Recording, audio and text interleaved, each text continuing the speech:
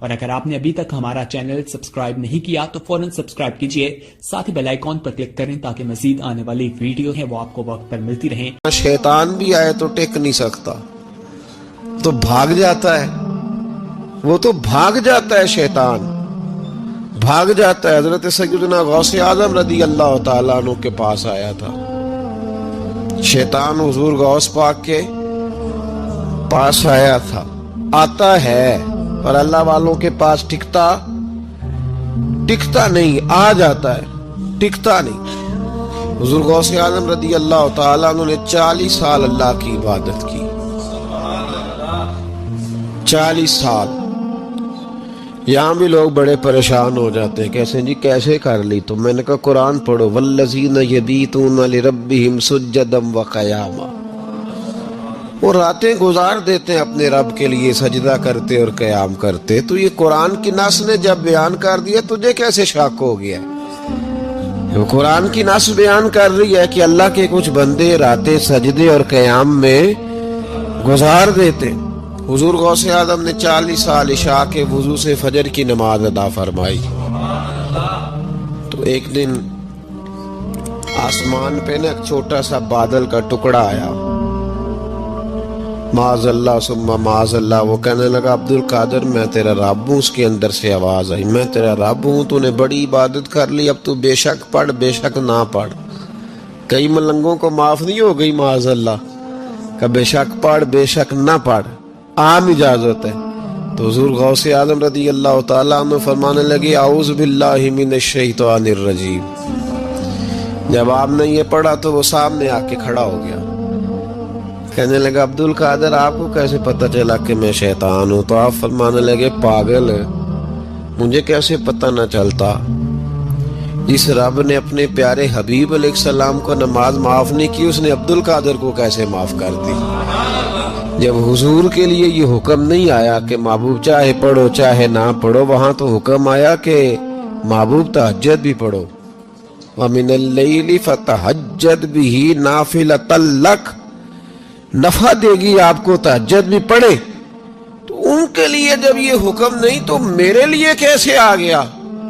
اب شیطان تھا نا، تو اس نے پھر ایک اور چال چلی، یہ باز نہیں آتا، ہم باز آ جاتے ہیں کئی دفعہ، اس کے پیچھے پیچھے چلنے لگ جاتے ہیں، لڑ کے تھک جاتے ہیں، وہ نہیں تھکتا، وہ نئی سے نئی چال، نئی سے نئی چال، اس کا نیا سے نیا روپ، من الجنت والناس، جنوں میں سے بھی اور اس کے نئے سے نئے روپ ہوتے ہیں۔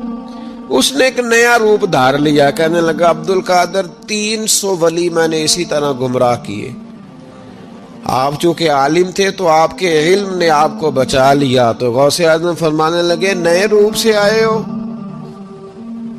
کہنے لگا 300 میں نے گمراہ کیے، یہ تو آپ عالم تھے تو بچ گئے، آپ جانتے تھے تو بچ گئے، میں نے 300 گمراہ کیے۔ تو حضور غوث اعظم فرمانے لگے پھر گمراہ کرنے لگے ہو نیا روپ دھار کے؟ مجھے میرے علم نے نہیں بچایا، مجھے اللہ کے فضل نے بچایا ہے۔ کئی عالم بھی تو گمراہ ہو جاتے ہیں نا، مجھے میرے علم نے نہیں بچایا، مجھے میرے اللہ کے فضل نے بچایا ہے۔ میرے بھائی، میرے عزیز طریقت کے مسافروں، یاد رکھو، سمجھ لو اس بات کو کہ وسوسہ آتا ہے۔ وسوسہ دو قسم کے مہمان آتے ہیں، دو قسم کے مہمان۔ ایک مہمان وہ آتا ہے جو آتا ہے تو بندہ توجہ نہیں کرتا، وہ خود کہتا ہے اس نے نہیں میری طرف توجہ کی، وہ مہمان چلا جاتا ہے، پتہ نا آپ کو۔ اور جس کو بندہ اٹھ کے سینے سے لگائے اور اس کے ساتھ گفتگو شروع کر دے، وہ مہمان جاتا ہے تو بیٹھا رہتا ہے، وہ تو نہیں جاتا۔ وسوسہ آتا ہے، جو تو توجہ نہ کرے اس کا چلا جاتا ہے، اور جو سینے سے لگا لے، سوچنے لگ جائے، غور کرنے لگ جائے، اس کا وسوسہ بیٹھ جاتا ہے، اسی کے پاس رہتا ہے، دوستانہ کر لیتا ہے، کئی دفعہ تو بالکل مکان ہی ساتھ بنا لیتا ہے، ہر وقت کوئی نہ کوئی بات کان میں، ہر وقت کوئی نہ کوئی بات کان میں۔ کیوں وسوسہ آتا ہے؟ تجھے کیسے آ گیا؟ اس کا یقین کامل ہو، اسے وسوسہ کیسے آئے؟ جس کی توجہ سیدھی ہو اسے وسوسہ نہ چھڑ یار دا بوہا، نہیں تے ہو جاویں گا روگی۔ جیڑی بکری اجڑوں وچھڑی او بگیاڑا جوگی۔ یہ تو بھئی تو اگر اندر رہتا، صحبت کے اندر رہتا، چھتری کے نیچے رہتا، تو پھر وسوسہ تجھے کیسے وسوسہ کس طرح تیرے پاس آیا؟ وسوسہ اس کے پاس آتا ہے جو وسوسے کی جانب توجہ کرتا ہے۔ بہت زیادہ لوگوں کو بدگمانی ہونے لگی ہے، بہت زیادہ وسوسے آنے لگے ہیں، بہت زیادہ خیال ہونے لگا ہے، بہت زیادہ توجہ ہونے لگی ہے، بڑی لوگوں کا معیار اس طرف جائیں۔ ہر چوتھا آدمی آ کے کہتا ہے برے خیالات آتے۔ کیوں بھائی برے خیالات آتے ہیں؟ کیسے آ گئے؟ ہمارا تو دل ہی ایک ہے اور دل میں یار بھی ایک ہے، دوسرے کے لیے جگہ ہی کوئی نہیں، تو وسوسہ کیسے آئے گا؟ ہم تو اس کے دیدار سے ہی آج تک فارغ نہیں ہوئے، تو غیر کی طرف دیکھ کیسے لیا؟ یہ کیسے ہو گیا؟ ممکن کیسے ہوا؟ اپنے آپ کو سمیٹیں، ان وسوسوں سے اپنے آپ کو بچائیں، ان پر قطعی طور پر کوئی توجہ نہ دے۔ اور اگر کبھی آ بھی جائے تو میں نے کہا کہ اس کو سینے سے لگانے کی ضرورت، اس کو جھٹک دیں، بات ختم ہو گئی۔ آ جاتا ہے وسوسہ، بڑوں کو آ جاتا ہے، وسوسے آیا کرتے ہیں، آیا ضرور کرتے ہیں، لیکن جو لوگ قابل ہوتے ہیں، جن کا ایمان مضبوط ہوتا ہے، جن کا تیقن مضبوط ہوتا ہے، ان لوگوں کے پاس وسوسے ہمیشہ رہتے نہیں۔ ایک اہم بات اصلاح کی جو سمجھنی بڑی ضروری ہے، آپ کے لیے بڑی ضروری ہے۔ آپ نے یہ غور کرنا ہے کہ وسوسہ آتا کہاں سے ہے۔ کوئی نہیں سمجھ آئی آپ کو میری بات کی؟ نہیں آئی ہوتی تو آپ بڑی دور پہنچ چکے ہوتے۔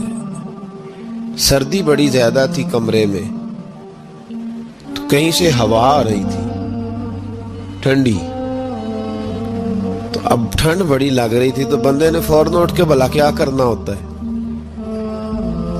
نہیں وہ پتہ نہیں کتوں آ رہی، باری دی تے ابھی گالی ہے نا جی۔ اگر تو کھڑکی سے آ رہی ہے تو کس کو بند کریں گے، اور اگر دروازے سے آ رہی ہے تو جی، اور اگر چھوٹے بچے نے پنکھا چلا دیا تو جی، چل پنکھا رہا ہے، بندہ سارا دن دروازہ بند کرتا رہے۔ سمجھنا ہے آپ نے بات کو، آپ نے اس دروازے کو بند کرنا ہے جہاں سے وسوسہ۔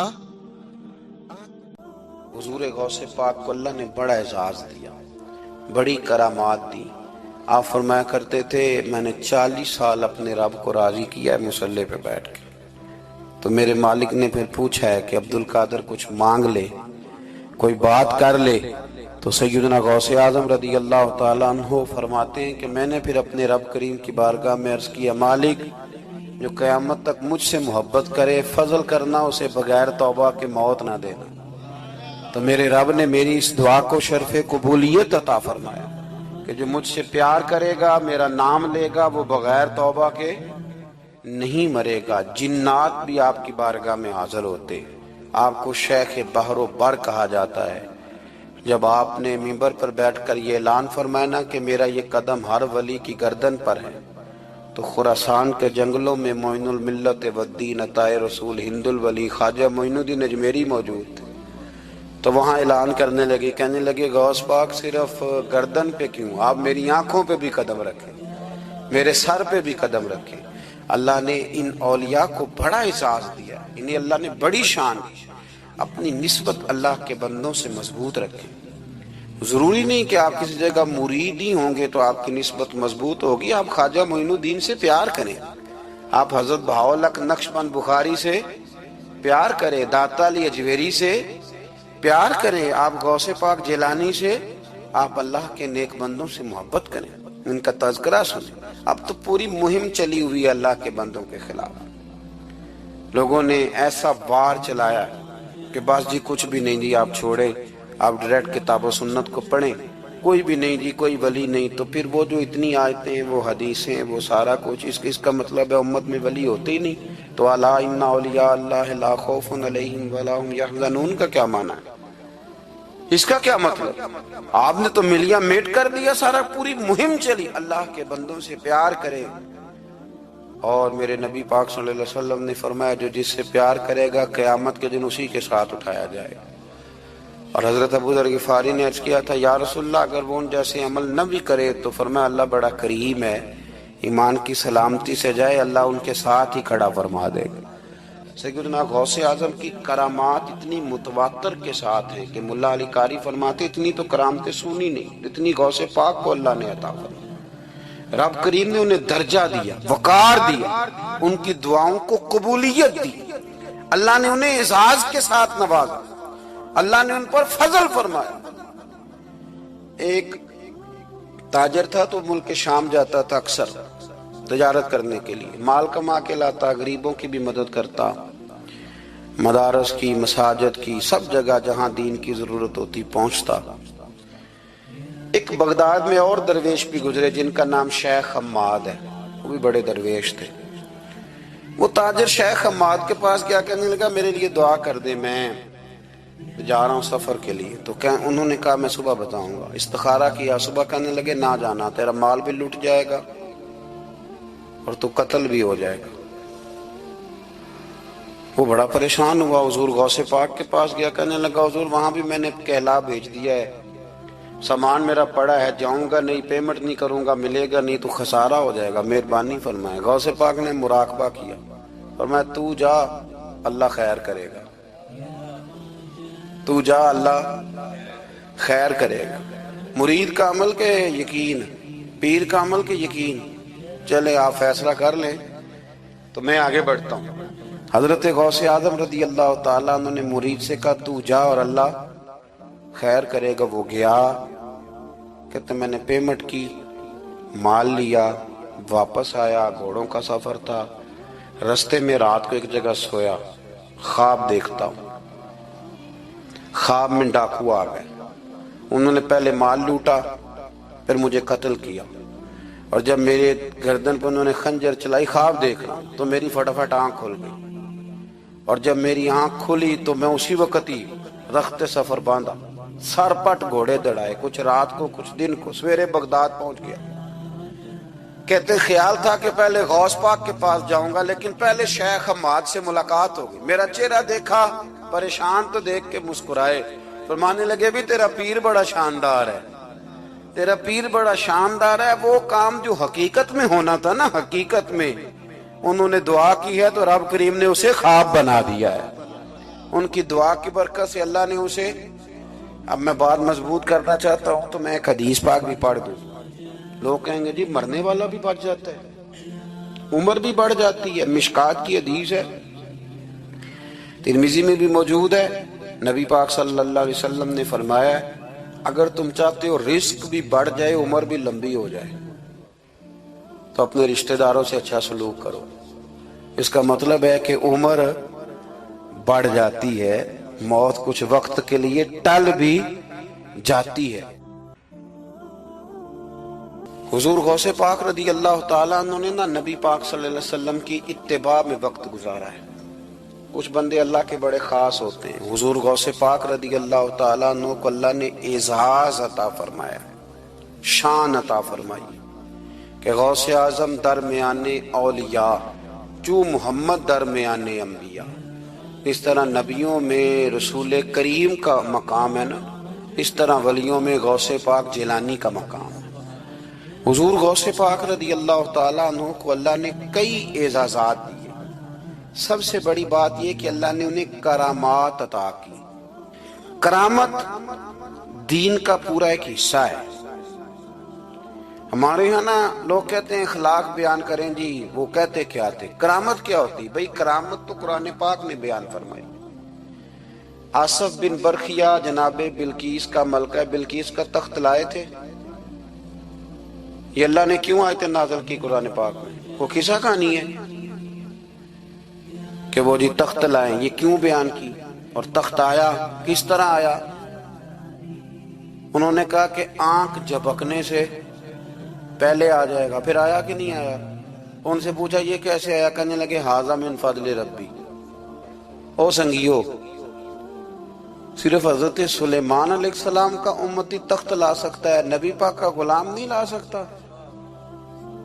یار آپ نے کرامت کا انکار کر کے اپنے آپ کو کمزور کر لیے، اور نہیں جی نہیں، یہ کیسے ہو؟ کیا مطلب ہے اس کا؟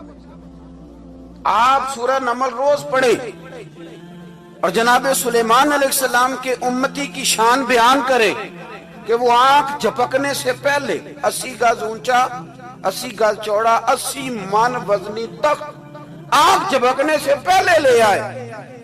کسی بندے کا ایمان خراب نہیں ہوتا۔ اور میرے غوث پاک جیلانی، یہ وہ بندے ہیں جن کے بارے میں نبی پاک نے فرمایا کہ میری امت کے علماء بنی اسرائیل کے نبیوں کی طرح ہیں، امتیوں کی طرح نہیں۔ کن کی طرح؟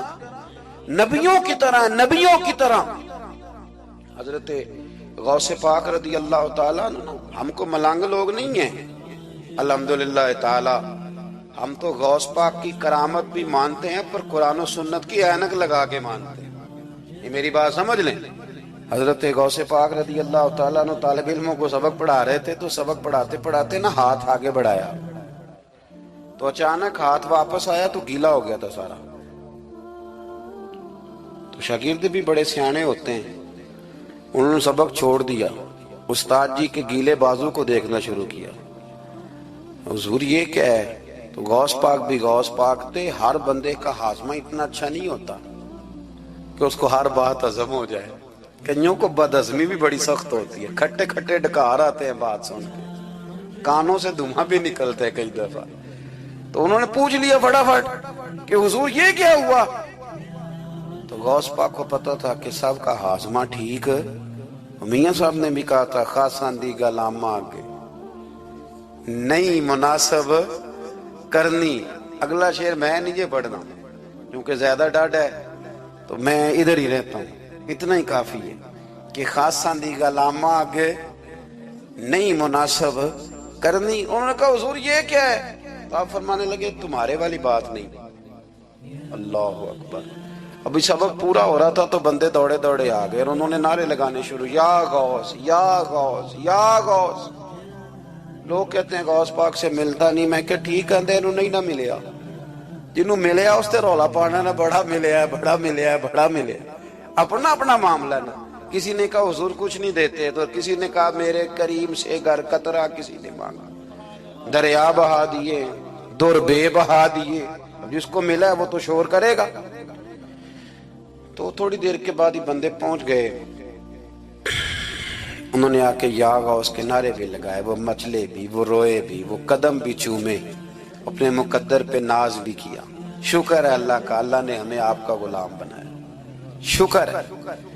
تو طالب علموں نے پوچھا ہوا کیا؟ کہنے لگے کشتی میں بیٹھے تھے تو ڈوبنے لگی تھی، تو ہم نے کہا کہ ہم تو غوث پاک کے ماننے والے ہیں۔ تو پھر حضور غوث اعظم کا دست مبارک نمودار ہوا ہے اور کشتی کو پکڑ کے کنارے لگا دیا ہے، کشتی کو پکڑ کے کنارے لگا دیا ہے۔ ایک قریب کہنے لگا یہ کیسے ہو سکتا ہے؟ تو دوسرا اس کی کمر پہ تھپکے دے کے کہنے لگا ویسے ہی ہو سکتا ہے جیسے آصف بن برقیہ کے ساتھ ہوا تھا، بالکل ویسے ہی ہو سکتا ہے۔ سیدنا غوث اعظم کی کرامات اتنی متواتر کے ساتھ ہیں کہ ملا علی قاری فرماتے اتنی تو کرامتیں سنی نہیں اتنی غوث پاک کو اللہ نے عطا فرمائی۔ رب کریم نے انہیں درجہ دیا، وقار دیا، ان کی دعاؤں کو قبولیت دی، اللہ نے انہیں اعزاز کے ساتھ نوازا، اللہ نے ان پر فضل فرمایا۔ غوث پاک نے نا 100 گھوڑے، ملا علی قاری نے لکھا 100 گھوڑے غوث پاک نے اکٹھے خرید لیے، خریدے بھی زرار بھی نسل کے۔ ترجمہ کرا اج دا کی بندا ہے اس گل دا، یعنی 1.25 کروڑ والی پجارو تے وہ بھی 100، بڑی مشکل میں نہیں آ جاتے دیکھنے والے۔ 200 مولوی صاحب دا کی کام میں اینیاں گڈیاں کٹھیاں وہ ہے گل۔ تو غوث پاک نے 100 گھوڑے کٹھے ہی، یہاں ایک روایت ہے کہ 50 گھوڑے عربی نسل کے مہنگے، اس دور میں وہی عربی نسل کے گھوڑے کمانا وہی تھا جو آج آپ کے یہاں نا لینڈ کروزر کمانا ہے۔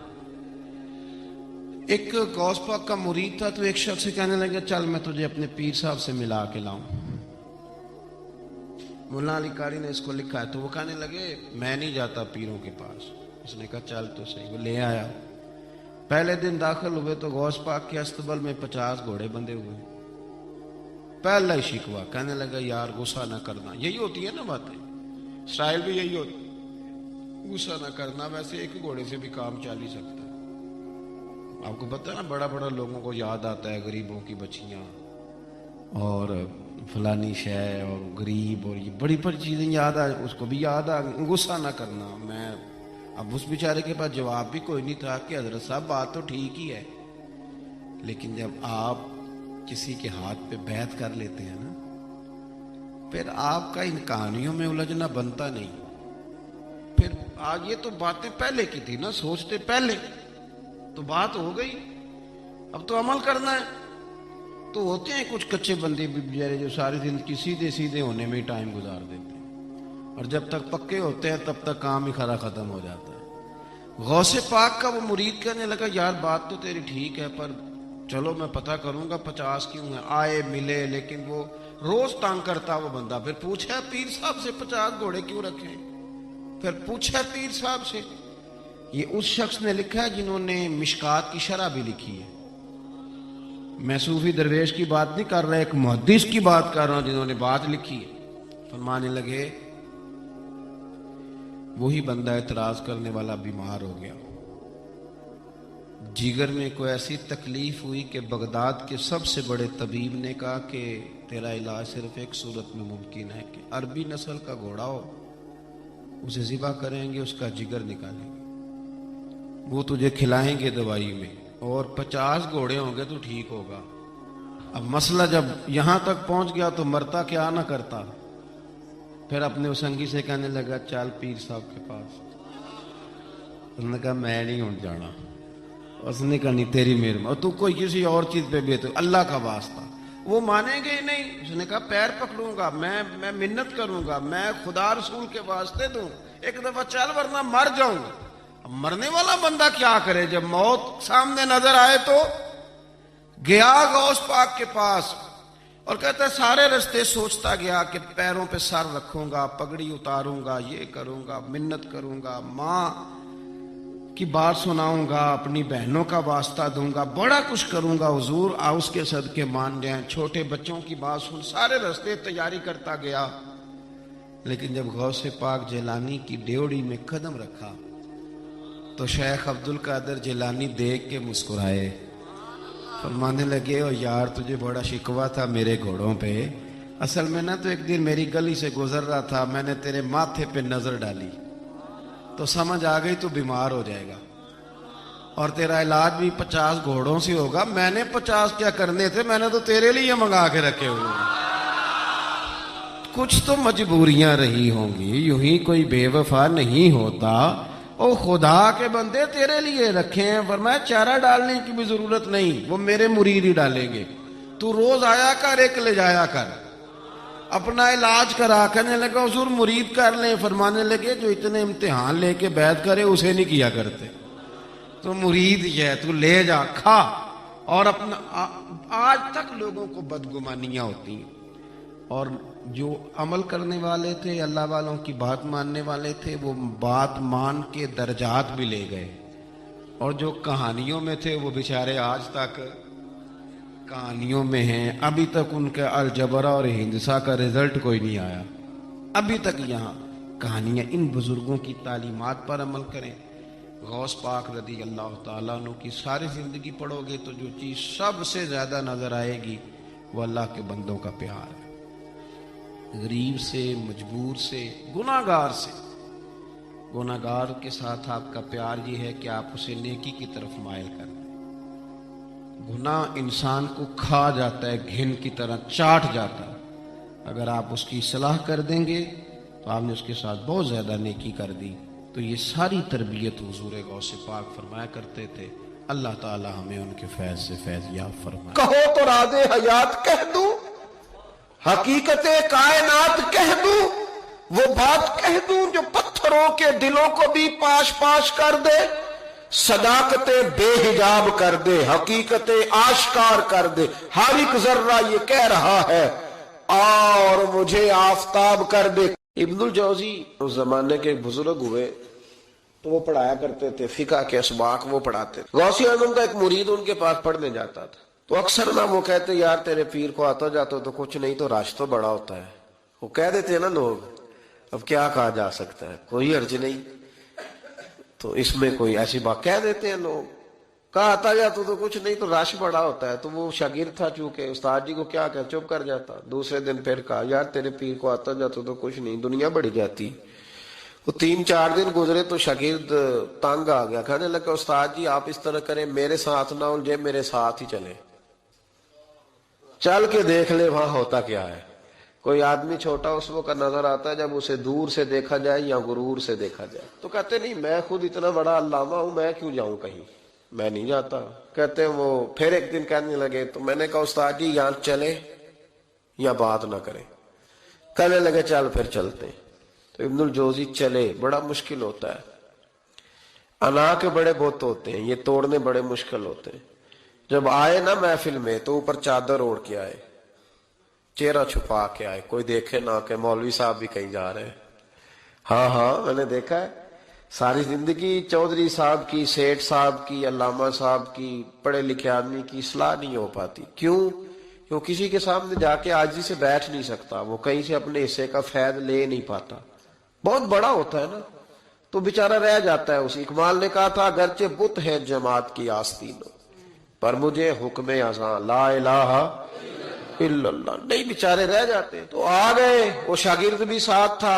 اب حضرت غوث اعظم کی محفل میں بیٹھے، غوث اعظم کی محفل میں تقریر کا یہ انداز ہوتا تھا کہ وہ ایک قاری صاحب جو مرضی آیت پڑھ دیتے تو غوث اعظم تشریح کرنی شروع کر دیتے۔ تو قاری صاحب نے تلاوت کی تو غوث اعظم آیتوں کی تفسیر بیان کرنے لگے، آیت کی تفسیر بیان کی تو شاگرد نے، استاد جی چھپے ہوئے تھے تو ان کی طرف دیکھا تو کہنے لگے یہ تو مجھے بھی آتی ہے۔ دوسری تفسیر بیان کی تو کہنے لگے یہ بھی مجھے آتی ہے۔ تیسری کی تو میں نے کہا یہ بھی۔ 11 تفسیریں کی تو میں نے کہا آتی ہے۔ جب 12ویں آئی نا تو میری آنکھیں کھل گئی، 13ویں آئی تو بس پھر نظر اٹھ گئی، 14ویں آئی تو شاگرد کہنے لگا استاد جی اس کے بارے میں نے کہا چپ کر، بیچ میں بولنا، سننے دے حضرت کیا فرماتے ہیں۔ اسے چپ کرا دیا۔ کہتے 40 تفسیریں حضرت نے بیان کی، پھر وہ سر سے دوپٹہ اور وہ کپڑا کب سرکا سمجھ نہیں آئی، کب میرا چہرہ خود بخود کھل گیا کوئی سمجھ نہ آئی، اتر گیا سارا کچھ۔ فرماتے 40 تفسیریں ایک آیت کی بیان کر کے غوث پاک کہنے لگے بس سننا میرا جملہ سننا۔ فرمانے لگے بس بھائی اب کال ختم، اب حال کی طرف آتے ہیں، اب کال ختم، ظاہری باتیں ختم، اب آؤ حال کی طرف۔ تو ابن الجوزی کہتے ہیں میں سنجیدہ آدمی تھا پر اللہ اکبر کہا تو میرا کرتا پھٹ گیا، پگڑی گر گئی، میں غوث اعظم کے قدموں میں لگا۔ میں نے کہا بابا آج اتنا ہی، آگے نہیں جانا ورنہ کلیجہ پھٹ جائے گا، آگے نہیں جانا ورنہ بکھر جائے گی ہر چیز۔ کہو تو راز حیات کہہ دوں، حقیقت کائنات کہہ دوں، وہ بات کہہ دوں جو پتھروں کے دلوں کو بھی پاش پاش کر دے، صداقت بے حجاب کر دے، حقیقت آشکار کر دے، ہر ایک ذرہ یہ کہہ رہا ہے اور مجھے آفتاب کر دے، کہوں آگے بات؟ تو کہا نہیں آگے نہ بولنا ورنہ کلیجہ پھٹ جائے گا۔ حضرت یحییٰ بن نجاح کہتے ہیں میں غوث پاک کی محفل میں گیا تھا اور ایک دھاگا لے گیا تھا۔ آج میں نے گننا ہے کتنے بندے توبہ کرتے ہیں، ہماری مجلسوں میں نوٹ گنے جاتے ہیں، وہاں کا گنا جا رہا، گننا ہے آج کتنے لوگ توبہ کرتے ہیں۔ تو کہتے ہیں غوث اعظم تقریر ختم کرتے تھے تو 15 لوگ وہاں سے کھڑے ہوتے تھے، حضور ڈاکو تھے، ظالم تھے، آج کے بعد توبہ کرتے ہیں، غریبوں کا مال بھی واپس کریں گے اور محنت کر کے کمایا کریں گے۔ 50 وہاں سے کھڑے ہوتے، حضور شرابیں پی، بدکاریاں کی، آج کے بعد کھری توبہ کرتے ہیں، 10 وہاں سے، 20 وہاں سے۔ اس نے توبہ کی تو میں نے ایک گرہ دے لی، گنڈ ایک گرہ میں نے لگا دی، گانٹھ ڈال دی، دوسرا اٹھا تو میں نے ایک اور دے دی، تیسرا اٹھا تو اور دے دی۔ آج میں نا گرے لگاتا جاتا ہوں، آخر میں دیکھوں گا کتنے بندے کتنی گرے بنتی ہیں۔ کہتے ہیں ایک 2 توبہ کر رہے تھے تو گرہ لگ رہی تھی، 15 کٹھے اٹھنے لگ گئے۔ اب میں کیسے گرے لگاؤں؟ پھر 50 اٹھنے لگے، کبھی میں غوث اعظم کی طرف دیکھتا, کبھی بندے گنتا, کبھی گرے دیکھتا. جب میں الجھ گیا نا تو حضور غوث اعظم نے تقریر کرتے کرتے میری طرف دیکھا اور دیکھ کے مسکرائے, کہنے لگے یحییٰ میں دلوں کی گرے کھولتا جا رہا ہوں, تو لگاتا جا رہا ہے. میں تو گرے کھول رہا ہوں اور تو لگا رہا ہے. پھر فرمانے لگے یہ میری وجہ سے توبہ نہیں کر رہے, میں کون ہوتا ہوں, یہ تو خدا کے فضل سے توبہ کر رہے. اور فرمایا یحییٰ تو بچا, اللہ کا فضل گن سکتا ہے, تو اس کا کرم گن سکتا ہے. یہ کرم برس رہا ہے لوگوں پہ, یہ کرم برس رہا ہے, یہ اس کی رحمت ہے ساری. اور اللہ کی رحمت گنی جا سکتی, شمار کی جا سکتی, کسی جگہ قید کی جا سکتی, یہ کرم ہے اللہ کا. تو کیسے گن سکتا ہے, ہٹ جا. شیخ یحییٰ کہتے ہیں میں اٹھ کے قریب گیا, میں نے کہا حضرت جی مجھے بھی